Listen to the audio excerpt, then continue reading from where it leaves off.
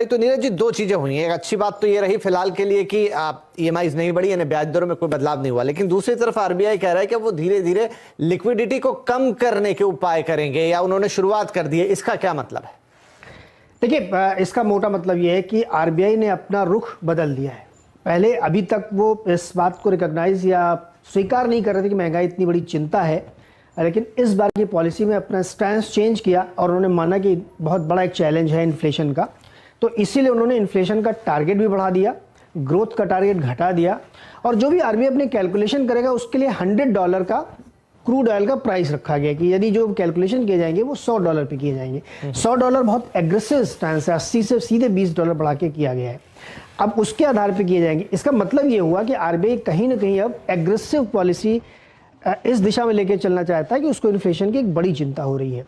Rate इसलिए नहीं बढ़ाया उन्होंने क्योंकि जो महंगाई है ये बेसिकली सप्लाई साइड की महंगाई है। ट्रांसपोर्टेशन की दिक्कत है, यूक्रेन का युद्ध चल रहा है, सप्लाई आ नहीं पा रही, तो उसकी वजह से महंगाई ज़्यादा, ना कि बहुत ज़्यादा डिमांड की वजह से। ऐसा नहीं कि डिमांड बहुत आ गई इसलिए महंगाई बढ़ रही है। तो अगर सप्लाई साइड की कंस्ट्रेंट है तो इमीडिएटली रेट बढ़ाना शायद उतना अच्छा फैसला नहीं होता। इसलिए उन्होंने ब्याज दर बढ़ाने की बजाय लिक्विडिटी कम करने का फैसला किया, और वो भी रिवर्स रेपो या रेपो के जरिए नहीं, एसडीएफ के जरिए किया है। तो इससे क्या होगा, सिस्टम में जो एक्सेस लिक्विडिटी वो तो थोड़ी कम होगी, तो थोड़ा प्रेशर उसका ईज होगा और ब्याज दरों में कोई असर नहीं पड़ेगा, इसलिए ग्रोथ को कोई कॉम्प्रोमाइज़ नहीं होगा। लेकिन महत्वपूर्ण सवाल ये है कि अगर आप $100 पे कैलकुलेशन लेके चल रहे हैं और अभी भी आपका इन्फ्लेशन टारगेट 1% या आपने राइज किया, 5.2% लेके आए, जो थोड़ा सा मुझे मिसमैच लगता है कि अगर $100 पे आप कैलकुलेशन करेंगे तो इन्फ्लेशन इससे कहीं ज़्यादा ऊपर आता हुआ आपको दिखेगा। अब उनका कैलकुलेशन है कि हो सकता है कि आगे जाके चीज़ें ईज हो जाएं, युद्ध खत्म हो जाए, सप्लाई ठीक हो जाए, ये वक्त बताएगा।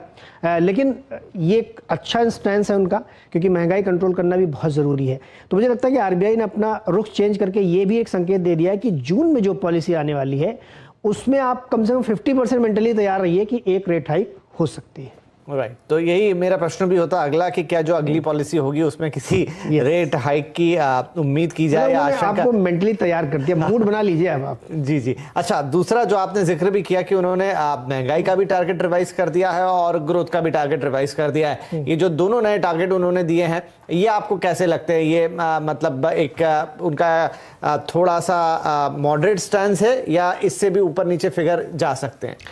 मुझे लगता है इससे ऊपर नीचे जा सकते जाने की संभावना है। क्रूड की जो उन्होंने कैलकुलेशन प्राइस रखी है वो थोड़ा सा फ्रंट लोडिंग है। अगर आप 100 का एवरेज मान के चले तो वो 90 से 120 के बीच में कहीं टहलता हुआ आपको दिखेगा। तो ये थोड़ा सा एग्रेसिव उन्होंने किया, जो अच्छी बात मेरे हिसाब से। आप पहले से ज़्यादा बुरा सोच के चलें और कम बुरा हो तो ज़्यादा अच्छी बात होती है। तो $100 ले रहे उन्होंने एक प्रैक्टिकल फैसला है। ग्रोथ का टारगेट उन्होंने बिल्कुल रीजनेबली कम कर लिया है, क्योंकि बहुत सारी कंपनियों के ऊपर इस समय दिक्कत आ रही, हिट हो रहा, सप्लाई नहीं आ रही, तो वो ग्रोथ पे दिखेगी, उसमें स्वीकार करने वाली बात है। मुझे लगता है इन्फ्लेशन का टारगेट जो उन्होंने जितना अप किया है उससे कहीं ज़्यादा वो जाता हुआ आपको दिखेगा, क्योंकि परिस्थितियाँ अभी भी ग्लोबली सुधरने की संकेत नहीं, और किसी को ये नहीं मालूम वो कब सुधरेंगी। तो अगर 1-2 क्वार्टर ऐसे चलेगा तो मुझे लगता है इन्फ्लेशन और थोड़ा शूट अप हो सकता है। लेकिन चूंकि फ्रंट लोडिंग उन्होंने कर रखी है ऑलरेडी, तो केवल फिगर चेंज होगा, बाकी कुछ नहीं बदलेगा।